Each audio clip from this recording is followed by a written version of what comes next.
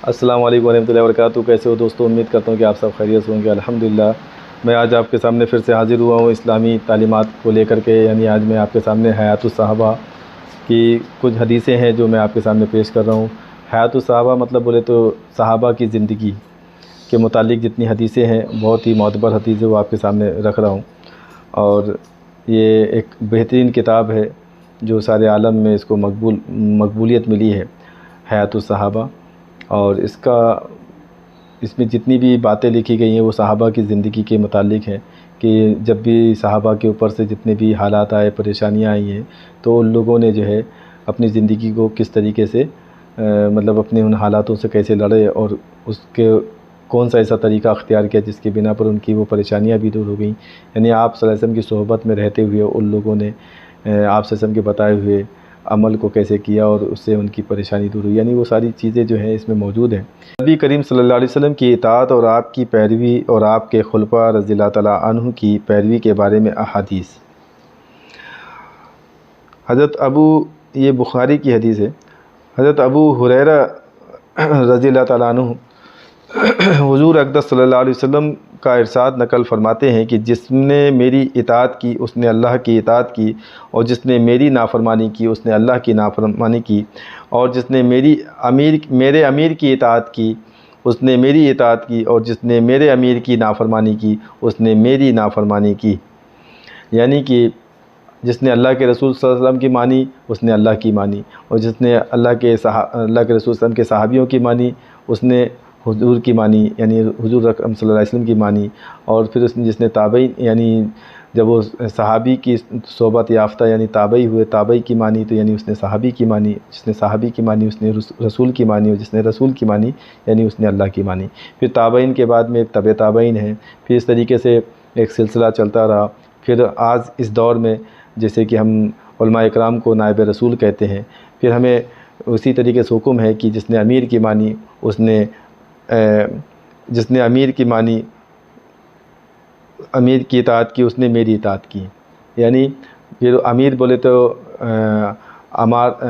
امیر بولے تو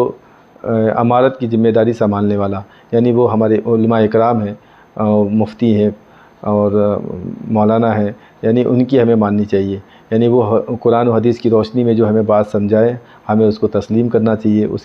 ان کی اطاعت کرنا چاہیے، اس بات کو مان کر کے اس پر عمل کرنا چاہیے، کیونکہ اس میں صاف صاف لکھا ہوا ہے کہ جس نے میرے امیر کی مانی اس نے میری مانی، اور جس نے میرے امیر کی نافرمانی کی اس نے میری نافرمانی کی۔ یعنی جس نے امیر کی نہیں مانی اس نے اللہ کے رسول صلی اللہ علیہ وسلم کی نہیں مانی، اور جس نے اللہ کے رسول صلی اللہ علیہ وسلم کی نہیں مانی اس نے اللہ کی نہیں مانی۔ اس پہ ہم بہت بڑی پکڑ کے ذریعہ بن جائیں گے۔ اس کے لیے اللہ تعالی ہم سب کی حفاظت فرمائے اور اس حدیث پر عمل کرنے والا بنائے۔ دوسری جگہ حدیث ہے، بخاری کی ہے، جس میں حضرت ابو ہریرہ رضی اللہ تعالیٰ عنہ حضور اقدس صلی اللہ علیہ وسلم کا ارشاد نقل فرماتے ہیں کہ میری ساری امت جنت میں داخل ہوگی، لیکن جو انکار کرے گا وہ جنت میں داخل نہیں ہوگا۔ عرض کیا گیا کہ کہ اور کون انکار کرے گا؟ آپ نے فرمایا جس نے میری اطاعت کی وہ جنت میں داخل ہوگا، اور جس نے میری نافرمانی کی اس نے مطلب انکار کیا وہ جہنم میں جانے کا مستحق بن جائے گا۔ اللہ تعالی ہم سب کی حفاظت فرمائے۔ پھر تیسری حدیث ہے جس میں حضرت جابر رضی اللہ تعالیٰ عنہ ارشاد فرماتے ہیں کہ چند فرشتے نبی کریم صلی اللہ علیہ وسلم کے پاس آئے اور آپ سو رہے تھے۔ ان فرشتوں نے آپس میں کہا کہ تمہارے اس ساتھی کے لیے ایک مثال ہے، اس مثال کو بیان کرو۔ کچھ فرشتوں نے کہا کہ یہ سو رہے ہیں، اور کچھ فرشتوں نے کہا کہ ان کی آنکھیں سوتی ہیں اور دل جاگتا ہے، یعنی دل بیدار ہوتا ہے۔ تو فرشتوں نے کہا کہ ان کی مثال اس آدمی جیسی ہے جس نے ایک گھر بنایا اور اس گھر میں کھانے کی ایک دعوت کا انتظام کیا، اور ایک بلانے والے کو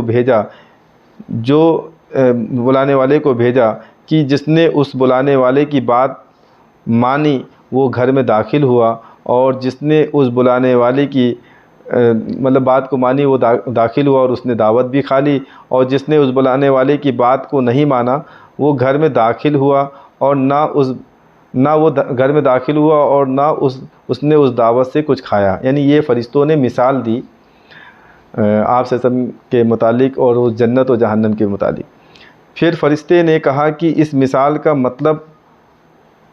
ان کے سامنے بیان کرو تاکہ یہ سمجھ جائیں۔ اس پر کچھ فرشتوں نے کہا کہ یہ تو سو رہے ہیں، اور کچھ نے کہا کہ ان کی آنکھیں سوتی ہیں اور دل جاگتا رہتا ہے۔ یعنی فرشتے آپس میں گفتگو کر رہے ہیں اور آپ سے سب جو ہے نیند میں ہیں لیکن بیدار ہیں اور وہ سن رہے ہیں۔ تب فرشتوں نے یہ مطلب بیان کیا کہ وہ گھر جنت ہے اور بلانے والے محمد صلی اللہ علیہ وسلم ہیں، اس لیے جس نے محمد صلی اللہ علیہ وسلم کی اطاعت کی اس نے اللہ کی اطاعت کی، اور جس نے محمد صلی اللہ علیہ وسلم کی نافرمانی کی اس نے اللہ کی نافرمانی کی۔ اور محمد صلی اللہ علیہ وسلم کی وجہ سے لوگوں کی دو قسمیں ہو گئی، جس نے آپ کی مانی اس نے اللہ کی مانی اور جنت میں جائے گا، اور جس نے آپ کی نہیں مانی اس نے اللہ کی نہیں مانی وہ جنت میں داخل نہیں ہوگا۔ حضرت ابو موسیٰ، یہ بھی ایک حدیث ہے بخاری و مشکات کی، حضرت ابو موسیٰ اشعری رضی اللہ تعالیٰ عنہ حضور اقدس صلی اللہ علیہ وسلم کا ارشاد نقل فرماتے ہیں کہ میری اور اس دین کی مثال جس کو دے کر اللہ تعالیٰ نے مجھے بھیجا ہے اس آدمی جیسی ہے جو اپنی قوم کے پاس آیا اور کہا کہ اے میری قوم، میں نے اپنی آنکھوں سے دشمن کے بڑے لشکر کو تمہاری طرف آتے ہوئے دیکھا ہے۔ میں تم کو بے غرض ہو کر کے کہہ رہا ہوں، بے غرض ہو کر کے ڈرا رہا ہوں، اس لیے یہیں سے بھاگنے میں جلدی کرو۔ تو اس کی قوم میں سے کچھ لوگوں نے اس کی بات کو مان لیا اور شام ہوتے ہی چل دیے اور آرام سے چلتے رہے، اور وہ تو بچ گئے، اور اس قوم میں سے کچھ لوگوں نے انہیں جھوٹا سمجھا اور وہیں ٹھہرے رہے، تو دشمن کے لشکر نے ان پر صبح حملہ کر کے ان سب کو ہلاک کر دیا۔ یعنی جس نے مان لیا وہ خیر پا گیا، اور جس نے نہیں مانا وہ پکڑ کا ذریعہ بن گیا اور اس کا نقصان ہوا۔ یہ مثال ہے ان لوگوں کی جنہوں نے میری بات مانی اور جو دین حق میں لے کر کے آیا ہوں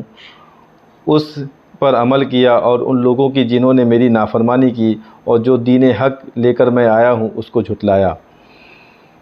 اللہ تعالی ہم سب کو اس پر عمل کرنے کی توفیق عطا فرمائے اور حضور اکرم صلی اللہ علیہ وسلم کے فرمان کے مطابق زندگی جینے کی توفیق عطا فرمائے۔ وآخر دعوانا الحمد للہ رب العالمین، آمین۔